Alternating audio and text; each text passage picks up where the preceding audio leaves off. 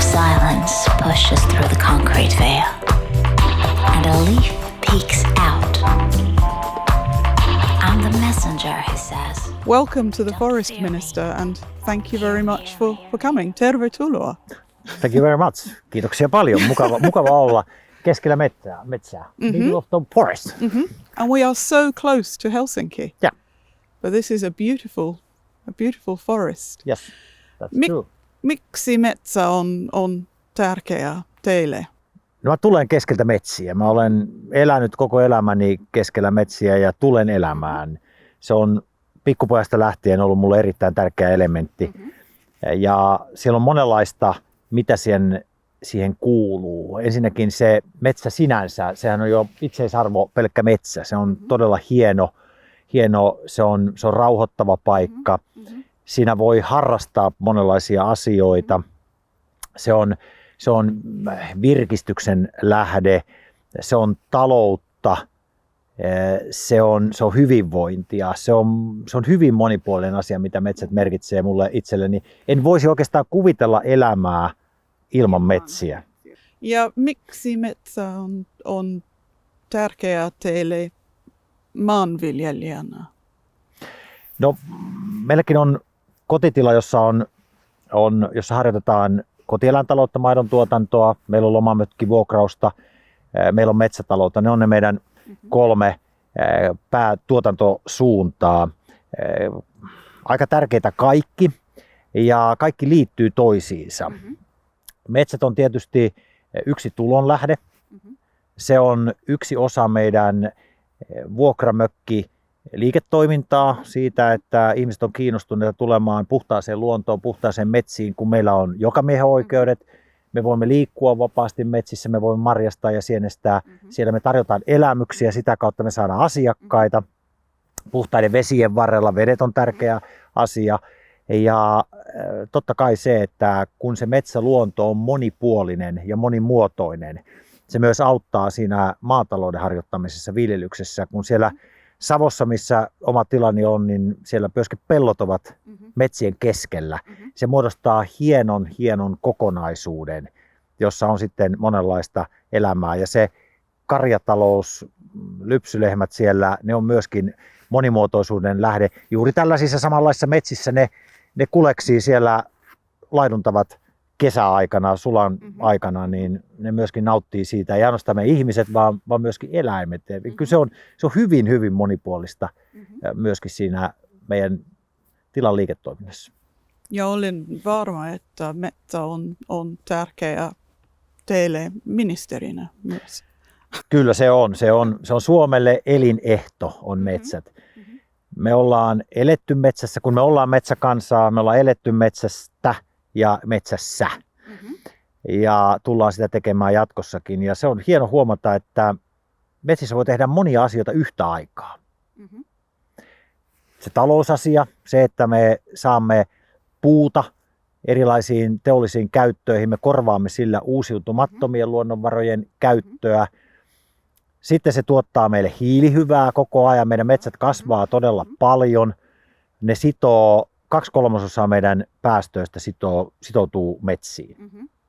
Sitten me saadaan se virkistysnäkökulma sieltä mukaan myöskin, metsästys, riistanhoito, kaikki se mikä tulee myöskin meidän ministeriön vastuualueeseen ja niin edelleen. Ja ilman muuta tämä monimuotoisuus, sen vaaliminen todella tärkeää. Eli hyvin monipuolisella tavalla metsät sitten ovat mukana tässä ministeriöiden hoidossa ja maa- ja metsätalousministeriön arkipäivässä.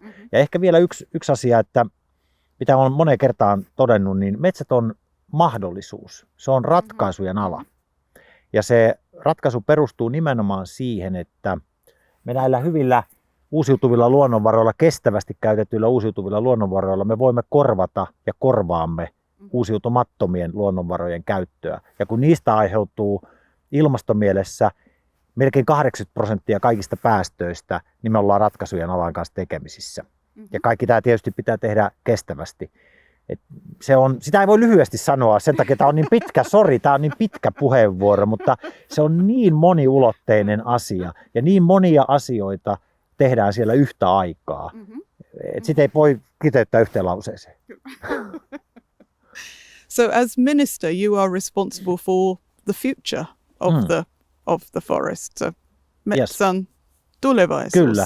Joo, metsän tulevaisuus on äärimmäisen tärkeä. Yksi perusasia on tietenkin se, että metsät pysyy terveinä. Eli niihin ei tule kasvitauteja, niihin ei tule mitkään eläintaudit eivät hyökkää niiden kimppuun tai eläimet eivät hyökkää, tuhoeläimet niiden kimppuun, hyönteiset, metsäpaloja ei ole ja niin edelleen. Miksi Suomessa näitä on niin vähän? Miksi meidän metsät on niin terveitä? Miksi ne kasvaa paremmin ja paremmin ja paremmin koko ajan? Siksi, että niitä hoidetaan. Ne on yli 600 000 suomalaisen omistuksessa suurimmalta osalta. Siis yli 600 000 suomalaista omistaa metsää. Se on kaikkien suomalaisten, ihan tavallisten perheiden omaisuutta. Ja kun se on näin moneen omistamiseen jakautunut, niistä myös pidetään huolta, niitä pidetään silmällä. Ja sen vuoksi meillä ei myöskään, sekä hyönteistuhot, ne ei ole laajoja, vaan ne pystytään heti reagoimaan niihin. Metsäpalot saadaan tukehdutettua heti alkuunsa, ja kun niitä pidetään kunnossa, niin myöskin se palokuorma on niissä paljon pienempi. Ja siksi näen, että tämä ilmastonmuutoksen myötä meidän pitää entistä tarkemmin seurata metsien terveydentilaa ja niiden hyvinvointia, jotta ne voi sitten tuottaa meille kaikkia niitä lukuisia erilaisia hyödykkeitä, mitä me sieltä saamme. Mutta peruslähtökohta on se terveys ja niistä huolehtiminen. Ja meillä on ollut vuodesta 1886 metsälaki. Ja metsälain ykköspykälä on käytännössä sama edelleenkin, mitä se oli silloin. Ja siinä lukee sen aikaisella kielellä, siinä luki, että metsää älkööt hävitettäkö. Älkööt hävitettäkö. Se on vanhaa suomea. Mutta edelleen se sama henki on siinä nykyisen uudistetun metsälain ykköspykälässä. Että metsiä ei saa hävittää. Ja näin se asia pitää olla. Metsistä pitää huolta. Okay, no, it's very clear. So this is everybody's responsibility. This is, you are responsible as minister, and the owners are responsible for the forests as owners, and ordinary people are also responsible. Everyone must take care of the forest. Yes. So and you have so much forest in Finland. Yes.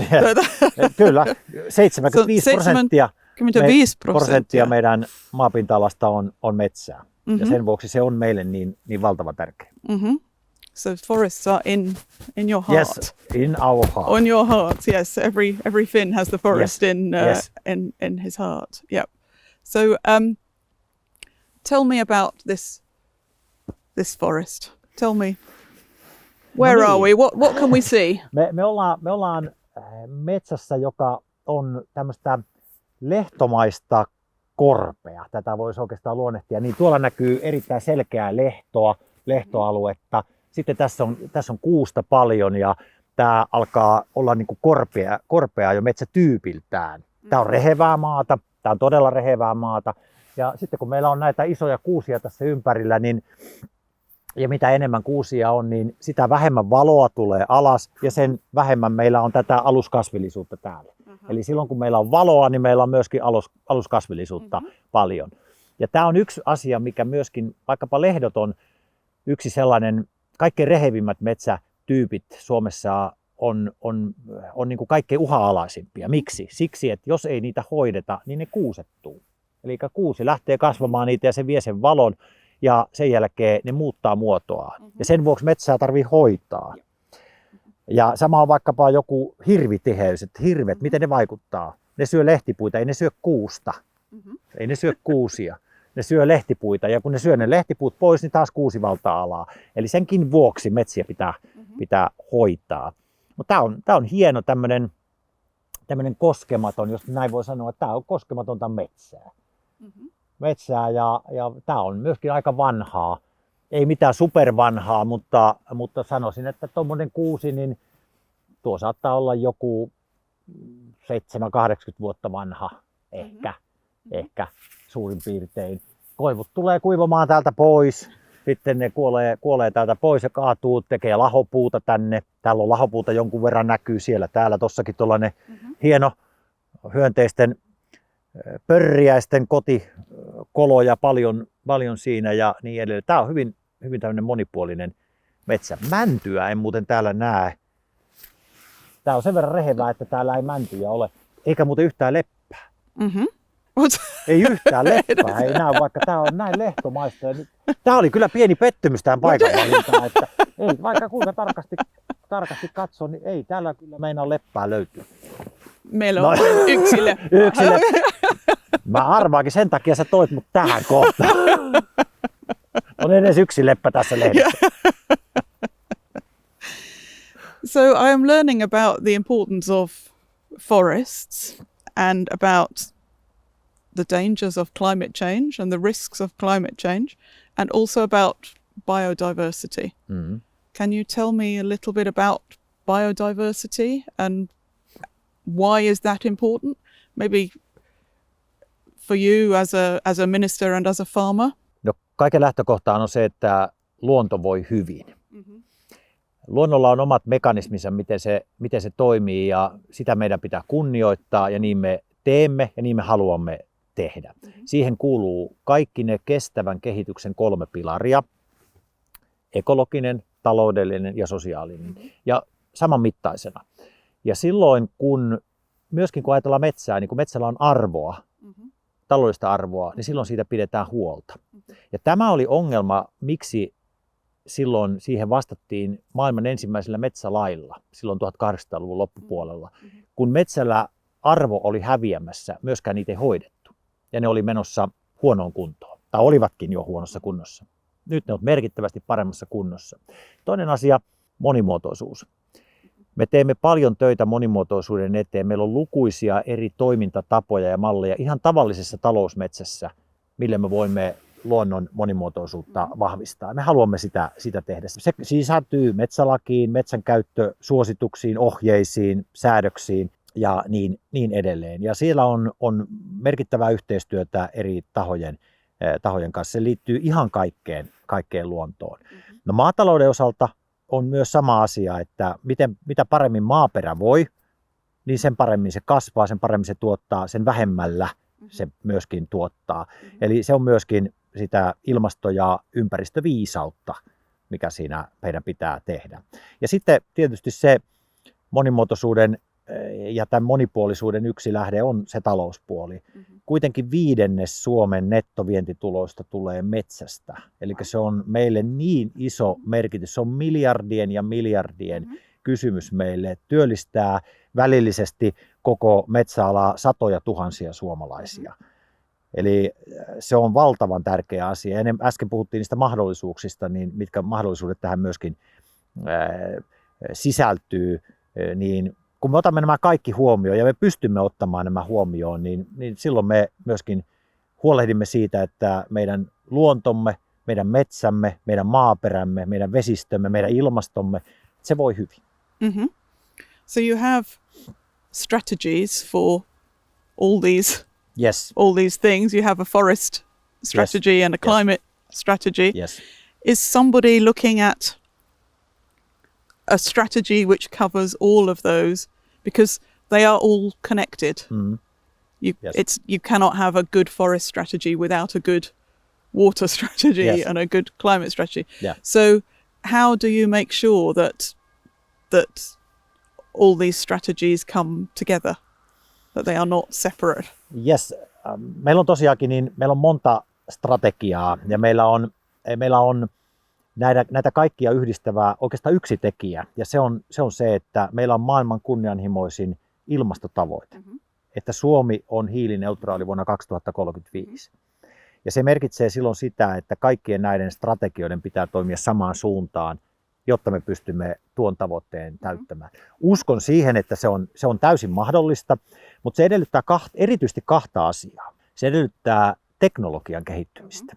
Niin, että me pystymme korvaamaan niistä uusiutumattomia luonnonvaroja, joista ne paljon ilmastopäästöjä tulee. Me pystymme korvaamaan niitä ja millä ne korvataan uusiutuvilla luonnonvaroilla, kestävästi käytetyillä uusiutuvilla luonnonvaroilla korvataan ne. Nämä kaksi asiaa on niin kuin peruskysymyksiä siihen. Ja sen lisäksi sen alle tulee mittava määrä näitä monimuotoisuuteen, luonnonhoitoon, tasapainoon, terveyteen liittyviä kysymyksiä. Ja silloin se niin kuin yhteen vetää, tämä tavoite vetää kaikki yhteen ja kaikki toimii siihen samaan suuntaan. Niin uskon kyllä, että silloin nämä on synkronissa myöskin keskenään nämä eri strategiat. Ja yksi asia, mikä on tosi tärkeää myöskin meille, vaikkapa nyt liittyen metsiin, että metsästrategiat ja muut, ne säilyy meidän omissa käsissämme. Me olemme Euroopan metsäisin maa ja me olemme yksi niitä maailman metsäisimpiä maita. Ja meille aina metsät on olleet tärkeitä. Siksi me ollaan aika pitkällä näissä metsäasioissa, sen tutkimuksessa, sen käytössä totta kai, mutta myös tässä luonnonhoidossa ja siihen liittyvissä asioissa. Meillä on paljon vientipotentiaalia myöskin tässä know-howssa, mitkä liittyy metsiin, ja sen vuoksi me haluamme pitää tiukasti ne omissa käsissämme, myöskin päätöksenteon näitä meidän metsistä. Ymmärrämme tämän ison ilmaston yhteyden, se on ihan selvä asia, mutta päätöksenteko siitä, mitä tehdään, se pitää olla meillä itsellä. Ymmärrän. Minä olen kaupunkilainen, olen lontolainen. Mitä minä voin tehdä? Kuinka voin auttaa? No ensinnäkin, mitä me nytkin tässä tehdään, me saadaan virkistystä tästä metsästä. Vielä vähän kuuluu linnunlauluakin. Joitakin ääniä vielä kuuluu. Tiaiset ovat äänessä. Se on yksi asia, mitä me voimme tehdä. Meillä on laajat jokamiehen oikeudet. Eli pidetään itsestämme huolta metsien välityksellä. Ja siitä käydään nauttimassa siitä, mitä metsäluonto tarjoaa. Asutaan puutalossa. Se on aika hyvä juttu noista kuusista ja männyistä. Niistä saa sitä raaka-ainetta, millä puutaloja rakennetaan. Ja puurakentaminen on yksi näitä strategisia tavoitteita, joita meillä on, sen merkittävä lisääminen. Yleensäkin elämäntapojen muutos siihen suuntaan, että me pystytään korvaamaan vaikka muovia, jotta me jokainen käytetään elämässämme joka ainoa päivä. Niin olen ihan varma, että se tulee korvautumaan jossain vaiheessa jollakin uusiutuvasta luonnonvarasta tehdyllä tuotteella. Ihan varmasti. Valitettavasti ei ole paljon puutaloja Lontoossa. No ei, Lontoossa ei tai ole paljon. Englannissa ei ole paljon, mutta olisi mukava asua puutalossa. No meillä Suomessa tietysti, kun lämpötilaerot ovat niin isoja, niin meillä ne kosteusongelmat on tietenkin taloissa yksi, mikä pitää selättää rakentamisessa. Puutalo hengittää suuntaan ja toiseen, ja se on myöskin terveellinen. Eli siinä on myöskin tällainen kansanterveydellinen näkökulma sillä, että me asutaan puutalossa ja käytetään puuta rakentamiseen. Meillä on muuten yksi osa sitä strategiaamme on se, että julkisessa rakentamisessa puuta käytetään entistä enemmän. Se on yksi näitä tavoitteita. Fantastic. So can you teach me some Finnish words? This is, what are these trees? Koivu. This is leppä. Yeah. Kuusi. Tuolla on pihlaja. Näkyy. Siellä on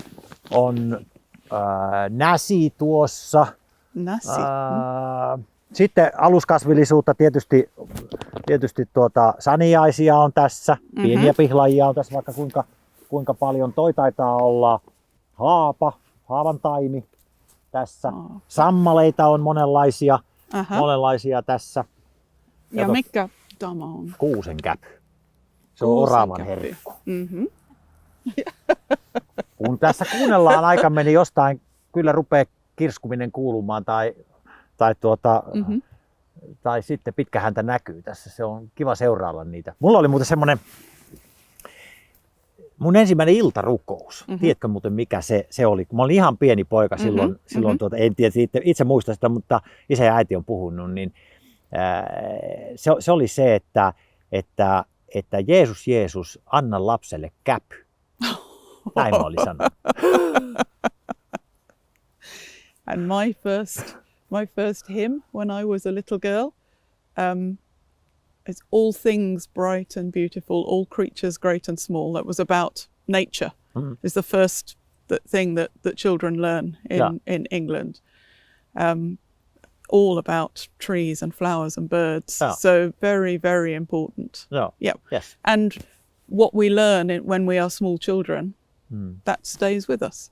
Yes. So if we are teaching our children now that forests are important and we must look after them, and they will look after us, yes, then those children will teach their children and their grandchildren. Yes. So you have children, Minister? Yes, I have one daughter. One daughter. 10 years old. Okay. Yes. And does she love nature? Yes. Yep. Yes. She understands. She understands and hän on hyvin kiinnostunut myöskin kaikesta mitä tapahtuu.